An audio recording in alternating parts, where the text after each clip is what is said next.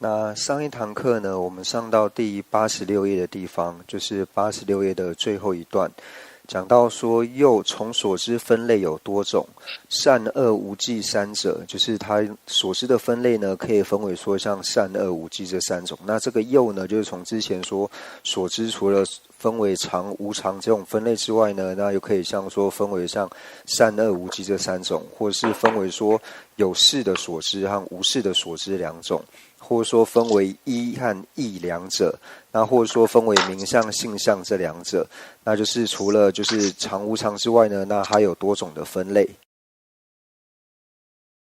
那接下来呢，就看到说善的性相。那善呢，它是一个名相，那它的性相呢，就提到说经中有记，且是能生快乐助类。那这边呢，就讲到说善呢，它就要具备两个条件。那第一个条件呢，就提到说呢，是经中有记。那经中有记呢，这边所讲的呢，就是属于它体性的一个特色。那后面呢，提的是它作用的一个特色。那它的体性呢，就提到说，第一个呢是经中有记。那经中有记的这一部分呢，为什么说是它体性呢？那就是说，在世尊呢所讲的经论里面呢，有提到过，所以提到呢，它的体性呢是经中有记。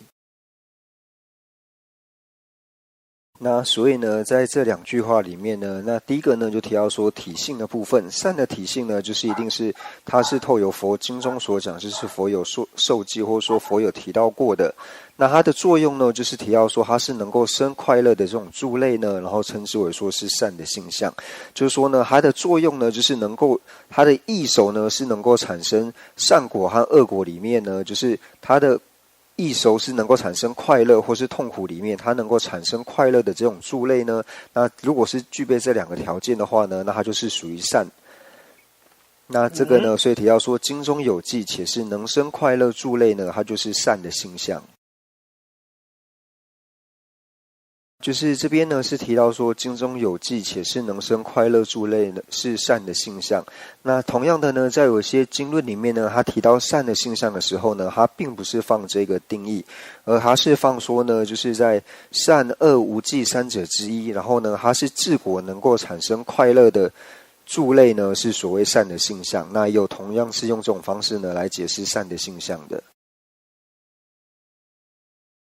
就是在分类的时候呢，那如果善呢再去做分类的话呢，又可以分为，就是我们可以看到，这边的最后一行的最下面就提到说，它可以分为说像自性、圣意善、自性善、相应善，还有等起善等四种。那所谓呢，圣意的善呢，就是圣意的善，就是一般我们所讲的，像是解脱或者是像灭地等等这一些功德呢，称之为圣意的善。那自性的善呢，就提到说心王和心所的这种善呢，是属于说自性的善。那第三个相应的善呢，就提到说，像我们行善心的时候呢，那它会有跟随在它四周的遍行，那这些遍行的这些受或者是作意等等呢，就是所谓的相应的善。那等起的善呢，就提到说，比如说我们身，还有说像口的这些行为，比如说我们不杀生，然后呢，还有说造口的这种善业，身的善业、口的善业，这种呢，都是属于说等起的善。那除了这些分类之外呢，那善呢，我们又可以分为说，就比如说把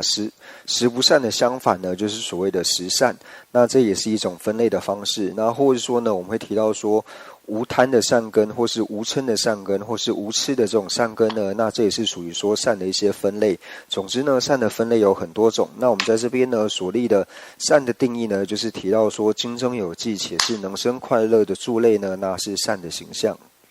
性相，善的性相。这边呢，我们可以看到说，他有提到说，助类，所谓的助类是什么意思呢？就提到说，且是能生快乐的助类。那我们以就是圣意的善呢，就是刚刚所提到的，就是解脱，还有像灭地等这些功德呢，它是圣意的善，但是呢，它并非能生快乐，但是它是可以安立为是能生快乐的助类。所以呢，助类呢放在这边是有它特别的意义，因为呢，就是有一些就是各个宗派不同的承许的时候呢，那有一些是承许说解脱或者说灭地呢，它如果是属于善的话呢，那有派就是说解脱和灭地呢，它并不是属于善。那安立为善的时候呢，就把它安立为说它是能生快乐的助类，但是它不是能生快乐，那差别在这边。同样的呢，透由这个定义呢，我们可以了解说，如果你想要得到快乐的话呢，那你所造的因呢，你就是要去造善业。你为了造下善的因之后呢，你所感的果报呢，才有可能感到快乐。所以这个是呢，从它的定义里面呢，可以直接看出来的部分。接下来呢，我们看到说恶的性相。那恶的性相呢，就提到说经中有记，且是能生痛苦的助类呢，是恶的形象。那同样呢，第一个呢，经中有记呢，也是显示说它体性的部分。那它的体性呢，就是在善恶两种里面呢，善恶随一，然后是经中有记呢，这是属于说它体性的部分，就如同刚刚我们在讲善的时候呢，是一样的。刚刚呢提到说是体性的部分，那接下来呢讲到说恶的作用是什么呢？那恶它的作用呢，就是说能生痛苦助类呢，那它就是属于说恶的作用。所以呢，当这两个就是它符合第一个条件呢是经中有记，那第二个条件呢是符合说它是能生痛苦助类的呢，那这两者合起来呢，那就是所谓恶的性相。同样的呢，在讲说不善呢，就是恶的分类的时候呢，那同样它也是分为说圣义的恶、自性恶，然后相应恶，还有等起恶等4种部分。在这边呢提到说圣义恶的部分呢，那我们刚刚讲到说圣义的善呢，就是讲到说像是解脱的这一部分，所以圣义的恶呢，就是它的颠倒过来。那解脱的颠倒过来是什么呢？讲的就是说轮回，所以轮回呢是可以安立为圣义的恶。那自性的恶呢，就是说它本身就是属于恶的这一部分，就比如说我们讲的说像是无惭或是无愧的这种心所呢，然后就可以称之为像是自性的恶。那什么是相应的恶呢？那相应的恶呢，就提到说，就是跟刚刚所讲的这一些体性呢，就它的自性呢是恶的这一些心所，和它遍行的其他心所，像刚刚讲的像无常无愧等等，然后像和无常无愧遍行的受想失处这一些呢，都可以称之为是相应的恶，或者说相应的不善，那就属于说遍行的部分，就是他心所呢和他遍行的这一部分呢，就可以称之为是相应的恶。那同样等起的恶呢，就像刚刚讲的，善等起的善呢，它是安慰说由善所发起的这些行为，就是你的等起是善呢，然后所起的这些行为呢，称之为是等起的善。那同样呢，你的意乐，你的等起是由恶所引发的这些牲口的行为呢，然后称之为说是等起的恶。那所以呢，就是我们这边如果能够很清楚了解说不恶呢，它的分类的这些时候呢，那同样的就像刚刚讲的善的分类呢，也是一样的。就是提到自性善的时候呢，就是这个心所呢，它本身是属于善心所的时候呢，那这边呢就讲到说是属于自性的善，就是它的本性呢，它的体性本身就是属于善的这一部分呢，就是这里所谓的自性的善。那同样的自性恶呢，就像刚刚所讲的一样。那同样的呢，相应的善呢，就是提到说这些自性的善呢，跟它遍行的心王跟心所呢，全部都可以是属于是相应的善的部分。那等起呢，就像刚刚讲的，就是等起的恶呢，就提到说你由恶心这个等起呢，然后去行的这些牲口的行为呢，称之为是等起的恶。所以同样呢，你由善心为等起，然后去做的牲口的这些行为呢，也可以称为是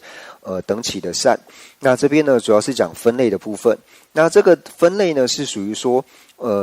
就是能全身去安立的分类，它并不是说一个体性的分类。为什么呢？就是在讲到善的时候呢，这边有提到说呢，善呢它不一定要是有违法，就是因为提到说像是刚刚讲的呢，就比如说圣义的善的部分呢，我们讲到说是属于解脱的部分。那解脱呢跟灭地呢，它是属于说是圣义善的部分，所以呢，它并不能够安立为说是能生快乐，但是它可以分为呢是属于能生快乐的助类。那最主要的差别呢，就是在这里。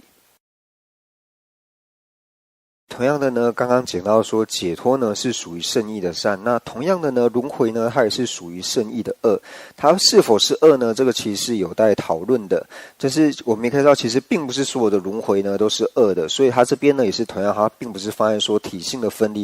类里面，而是放在说能全身所安立的分类里面呢，所以把它安立为是圣义的恶。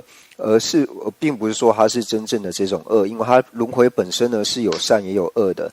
那接下来呢，就看到说无记的性相。那无记的性相呢，就提到说非被成立为善恶随一的法。那我们在看到无记的性相的时候呢，就会发现说他没有提到说所谓的经中有记的这件事情。那同样的呢，所以他这边所讲的就是提到说无记呢只讲它的体性而已，并没有讲到说它的作用。因为无记呢，它并不会生所谓的快乐或是痛苦的这种作用，它并不存在这种作用的缘故，所以这边只讲到说它的体性。所以无记它的体性呢，就是提到说呢，就是非被成立为善恶随一的法，就是它也不是善也不是恶的这种法呢，就称之为是无记。同样的呢，为什么它称之为无记呢？就是我们可以看到说，就是善跟恶呢，它的定义里面提到说经中有记。那所以同样呢，无记呢，它就是经中里面所有没有记载的缘故，所以称之为无记。所以藏文的原文里面，它就是直接就是翻成无记，就是经中所没有记载的，就是经中所没有记载的，不是善跟恶的这种分类的这些其他能够随意的这种法呢，都称之为无记。同样的呢，那无记呢，它也可以如同善恶一般呢，分为说所谓的圣义无记、自性无记、相应无记，还有等起无记等4个部分。那这边提到的圣义无记的部分呢，就提到说像我们所讲的天空或是所知或是常法等这一类呢，就可以把它归类为是圣义的无记。那自性无记呢，就是我们讲到，就是你不要掺杂着善恶的这种想法。就比如说，我想喝茶的这个想，或者说我想去哪里的那个想去什么地方的这种想，或者说想睡觉的这种想法呢，那这种都是属于非善非恶的，所以这边就属于说自性的无记。那相应的无记呢，就像刚刚所讲的，那它跟它片行的这些心所呢，就是受想失处的这些心所呢，就可以称之为是相应的无记。那等起的心所呢，就像刚刚所讲的，就是我想去哪里呢？那我有这个等起之后呢，那我身体呢，就是从事这样的行为，走到什么地方去呢？那这个身语的行为呢，就称之为是等起的无记。这边呢，就提到说，它各可分为圣义、自性、相应、等起、随属的善恶无记5种。那我们其实前面已经提到说，像圣义、自性、相应、等起呢，那这4种分类呢是俱舍里面的分类，就是一般我们在讲分类的时候呢，主要是以这4种为主。那这边呢提到5种的时候呢，就提到说，那就是多加一个随属的，就是随属的善、随属的恶，还有随属的无记。那这边的随属指的是什么意思呢？就像刚刚所讲的，当我们的善的等起来之后呢，那这个相应的续流，就是它这个绵延下去这个续流，就比如说像刚刚讲无记，就比如说我想要去什么地方的时候，这个想呢，它是一个无记的，但是这个等起来之后呢，它没有断的这个新的这个续流呢，就称之为是随属的无记。那同样呢，善跟恶也是一样，当你的这个善心跟恶心升起来之后呢，那它这个相续不断的这个续流呢，就是属于随属的善或者是恶。以上呢，我们就是概略的介绍完了所谓的善恶，还有说无记的分类，还有说它性相的部分。那这边有一个要注意的地方呢，就是有提到说呢，在俱舍论里面有提到说呢，就是上界天，就是所谓的色界天和无色界天呢，就是色界和无色界呢，他们所设的一切的烦恼呢，都是属于无记，它并没有所谓说不善的这种心，所有在色界和无色界以上呢，他们所设的烦恼呢，都是属于无记。所以其实是我们可以说善恶无记呢，它有粗细的这种分类。那以上讲的呢，是属于说粗分的这种分类。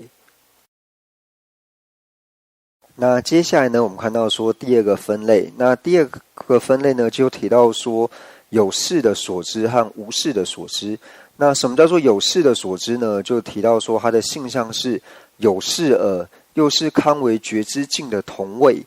及有事的所知的性相。那什么叫做有事的所知呢？就是第一个呢，就是要视它的这个东西。那怎么叫做有视它的这个东西呢？就比如说我们在讲说平住这2者的时候呢，它是没有一个视它的，就是因为没有一个法呢，它会是平又是住的，或者说没有一个法呢，它会是男的又是女的这种东西。那同样的，就以我和仁波切来说的话呢，不会又是仁波切，然后又是拈吒的这个东西的存在。所以讲到说有是耳的意思呢，就是说会有是这个东西的存在。那所以从这边呢提到说有是耳的时候呢，它第一个呢所断除的就是说，只要凡是相违的东西呢，它就一定不会是，它就不会是有是的所知。为什么呢？因为它的第一个条件呢，就是要有是耳。但是我们提到相违的时候呢，就提到说是没有两个皆是的这种东西，就像刚刚所举的，像是平柱这种，因为他们两者是相违的，你找不到一个是他们的东西。那同样的男和女，或者说性相、名相这些呢，它就一定不可能是成为是有是的所知，因为它并不符合第一个条件，就是有是耳的这个条件呢，它并不符顺。那所以呢，它第一个具备的条件呢，就是刚刚讲的说是有是耳的部分。那第二个呢，就提到说它是康为觉知境。那康为觉知境呢，就是我们知道说康为觉知境是所知的定义，所以就提到说，你除了要是有是你的这个东西之外呢，那第二个就是你要是一个存在的东西。那为什么要有第一个说康为觉知境呢？就是你要是所知，你是存在的东西。那这边呢，它就直接断除掉了像说是兔子脚或是空中花这种东西，因为像兔子脚跟空中花呢，它是不存在的缘故，所以它并不会符合说康为觉知境。那所以呢，那第三个呢，就提到说，就是有是耳又是康为觉知境的同位。那这边同位就是我们之前有翻译成说是同属，就是说这两者皆是的这种东西。所以我们可以知道说，后面的这个呢，又康为觉知境的这一部分呢，它直接断除了不存在的东西，像兔子脚或是空中花这种东西呢，它是不会成为说是有是的所知。那同样的呢，在第一句话呢提到有是耳的时候呢，它直接断除了像是相违的这些东西呢，它就一定不会是有是的所知。所以呢，只要是有是的所知的话呢，它一定要具备两个条件，就是第一个呢，它要符合说有是耳这个条件，跟第二个呢，又是康为觉知境，它需要这两个都具备呢，所以称之为说，就是具备这两个东西呢，称之为这两个东西的同位。所以呢，这个就是所谓说有是所知的性相。那所以呢，这边提到说性相跟名相的部分呢，那这个我们之前已经讲过，它只要是性相跟名相关系的话呢，那只要是这个性相的话呢，它就一定会是这个名相。那接下来呢，就看到说无是的所知的性相。那无是的所知呢，它是一个名相，那它的性相呢，就提到说无有是耳，又是康为觉知境的同位。所以呢，不管是说是有是的所知，或是无是的所知呢，它一定要是一个存在的东西。那无有是耳呢，就提到说没有是你的这个部分。那没有是你呢，它就直接断除掉说就是两者皆是的这个部分。就比如说我们以平质跟无常来做比喻的话呢，那我们知道我们可以找得到又是平质，然后又是无常的这种东西。那平质它本身就是，那乃至于说像它的事项，像金瓶、银瓶、铜瓶呢，它都是属于又是平质，然后又是无常的部分，所以它就不符合这边所讲的第一个条件呢，就是无有是耳的这一部分。那无有是耳就讲说，没有是你的这一部分。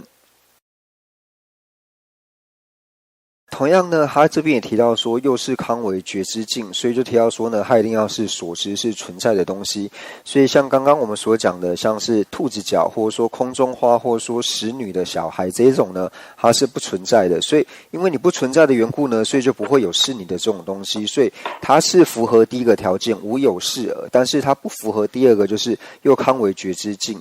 所以呢，这些不存在的东西呢，它就不会是无是的所知。那就比如说，像说我们讲说常的人，就是常无常里面常的人，因为我们知道说没有所谓常的人的存在，因为只要是人呢，都是无常，或者说像常的瓶子这种呢，它都是属于说符合说无有是耳，但是它并不符合第二个康为觉知境，所以呢，这些不存在的东西呢，就不可以把它安立为是无是的所知。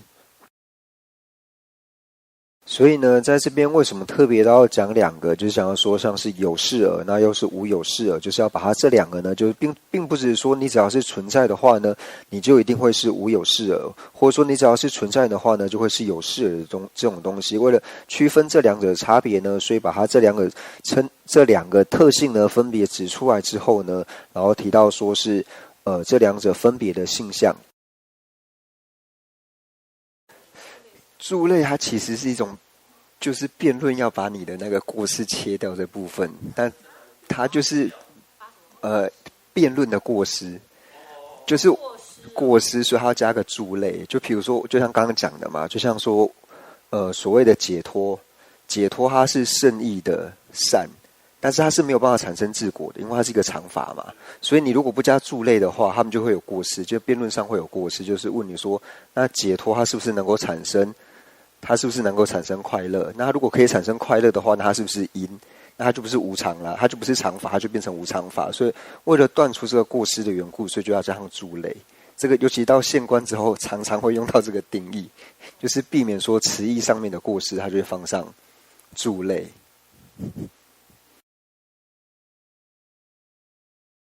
那这边呢，就是有问到说，所谓的助类呢是什么意思？那其实就是之后呢，在学习就是关于名相跟性相的时候呢，其实会在很多的名相跟性相呢看到说所谓的助类。那其实呢，它这边就是有两个意思，就是它有两个不同，就是藏文它是分为说像日属内把和是恰内狭把这两种。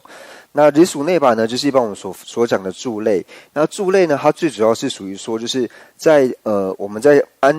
安立性相的时候呢，在放最后面的时候会放一个就是可以所摄的部分，就是可以摄持进去的部分。那恰内狭把呢，它就比较像是一个可以断除的部分，就是能断除跟能收摄的部分。那什么叫做能收摄的部分呢？那这边举一个例子来说，就是一般我们会讲说，就是能说，然后能听懂的呢，是所谓人的性相，这样能听就是听得懂，然后又能够说的呢是人的性相。但是有人就会说，那这样的话呢，因为是人的话呢，它不一定是表示说你是能说又能够听得懂嘛，所以这时候大部分会放一个说能听能说又能够听懂的助类呢是人的性相。那为什么要放这个助类呢？就比如说妈妈怀胎的时候呢，然后在妈妈肚子里面怀胎9月的这个小孩子呢，他可以算是人嘛？你不能说他不是人，但是他就算说，或者说他刚出生的时候呢，他都是人，但是这个时候呢，他又不能说，但是你讲什么他其实也听不懂。那这时候为什么要放一个助类呢？就是他是能说能听懂的助类，但是他并没有办法说，他也听不太懂。但是你可以把它放在助类里面，就是他要收摄的意思，把其他相关于算说他不具备这个条件，但是他又是属于人的时候，你要做一个收摄的缘故，所以他就放一个助类。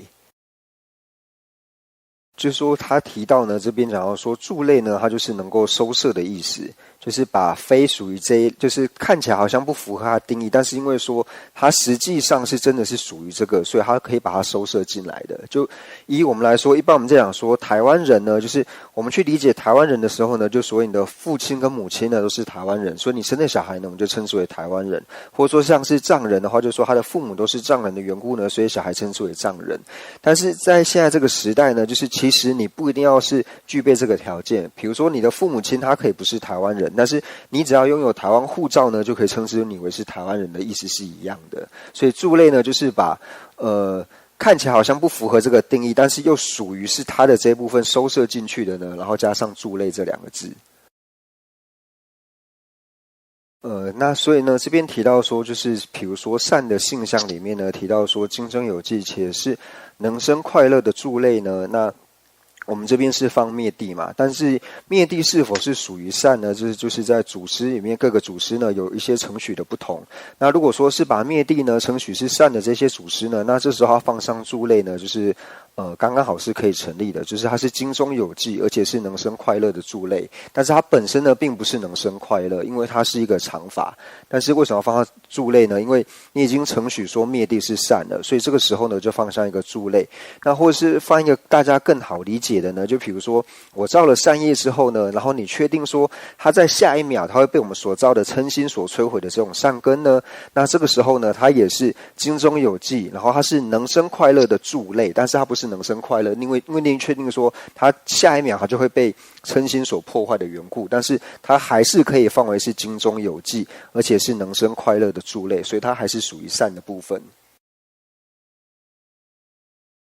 就是在这边讲的分类呢，它主要是生权之门的分类。就是当你属于生权之门的分类的时候呢，它不一定是说一定是这个东西。就像刚刚所讲的，就是我们在讲说圣意的善呢，就是放到就是圣意的善，其实你只能放解脱，还有像是灭地等这种功德之外呢，并没有办法就是骗全部的东西。所以它在善里面算是比较小部分的，所以它这边你只可以说它是生权之门的分类。那是生权之门的分类的话呢，它就不一定要是本身是属于说是这个东西，所以这边并不是说善它本身是属于常法的意思。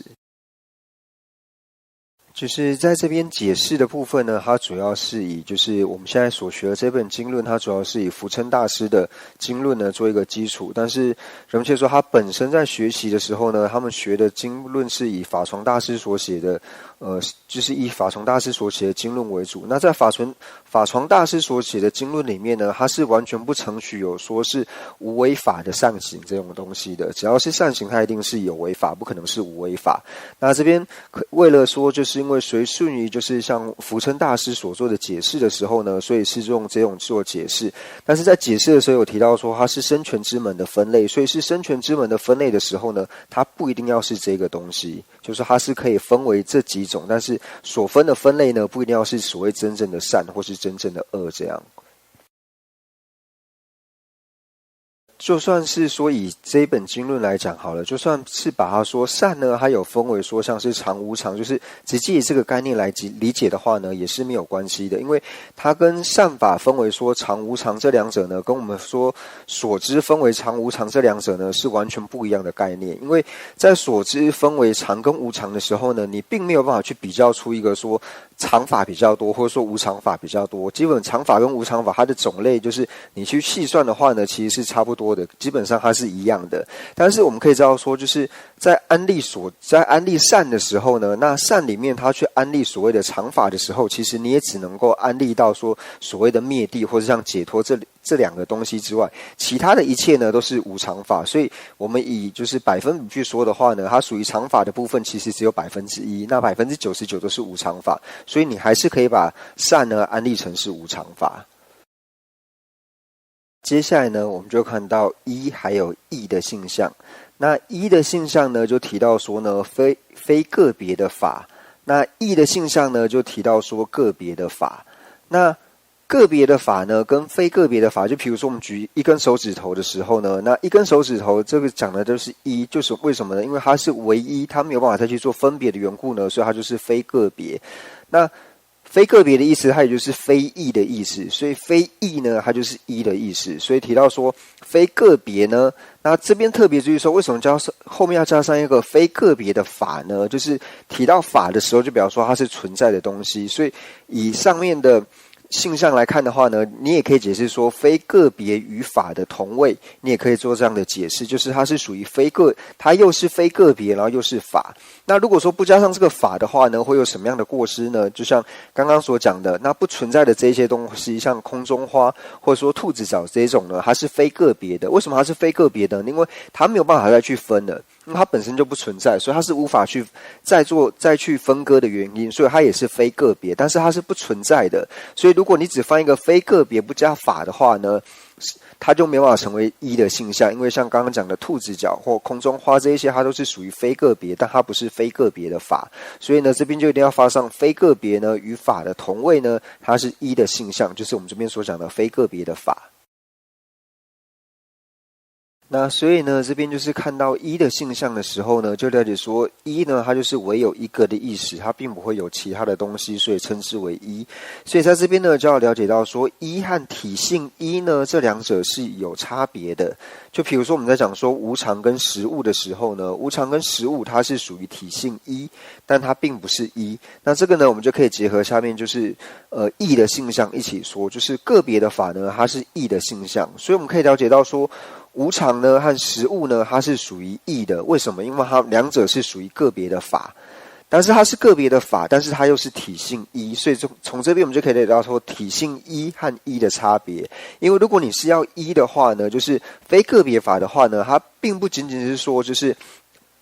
它在意志上是没有分别的，那乃至说它在声音之上也是没有分别的呢，那才能够称之为一。但是呢，像无常跟实无，它在声音之上就是有分别的，所以呢，它不能说是一，它只能说是个别的法。所以呢，这边在讲说非个别法的时候呢，那讲到说非个别的时候，它其实要具备两个呢，都具备两个条件。那第一个呢，就是它的意义呢没有办法做区别，就是意义非个别呢，然后称之为一。然后另外一种呢，就是声音呢非个别。那我们这边所讲的一呢，它是这两者呢都要具备的。那就比如说呢，我们刚刚所讲的，就像无常呢和所作，它在意义上呢是没有任何差别的，因为你只要凡是所作呢，它必定是无常；那凡是无常呢，它就一定会是所作。所以这两者呢，它在意义上呢是没有差别的，所以它在意义上呢是非个别的。但是提到声音的时候呢，它们就不是在声义上非个别的。就比如说像是无常呢和实物这两者，就是我们在虽然说它这两者呢在意义上是没有任何的差别，它在意义上是非个别的，但是在声音上呢，它是属于个别的。因为我们讲说无常的这个声音呢，你透过无常的这个声音，我们讲无常这个声音的时候呢，你是没有办法听到实物的这个声音的。那同样的呢，在讲实物这个声音的时候呢，你是没有办法听到无常的这个声音的。那我们再举一个更简单的比喻来说的话，就比如说中文呢，我们是讲说是笔，那英文呢讲说是 pen 这样。那笔跟 pen 呢，虽然说它两者在意义上呢是没有任何的差别，它在意义上呢是非个别的，但是在声音上呢，它是属于个别的。就是你讲笔的时候呢，你只听得到笔，它并不会跑出 pen 的这个声音。那同样你在讲说 pen 的时候呢，你也听不到笔的这个声音。所以呢，它只能服顺于就是意义非个别，但是它没有办法服顺于声音非个别。所以在这边讲到一的时候呢，它是意义和声音两者呢都要非个别的法呢，那它就是属于一。所以呢，在这边就是要做一个区别。所以当我们听到我们讲说是同义的时候呢，这两者只要是同义的话呢，那它必定是自性一，也必定是体性一。但是呢，它一定不会是一。它只要是同义的话呢，它就一定是自性一、体性一，但是它一定不会是一。接下来呢，就是讲说一的分类的时候呢，那这个分类呢是属于就是我们一般比较少听到，但这个呢在杂史论布施它里面，就是他们不共的社类学教材里面呢，就有提到说一呢它又分为4种不同的分类。那第一个分类呢就是我们讲的繁体一，一又分为第一个呢是繁体一，那第二个呢分为本性一，那第三个呢是分为实物一，那第四个呢分为同类一。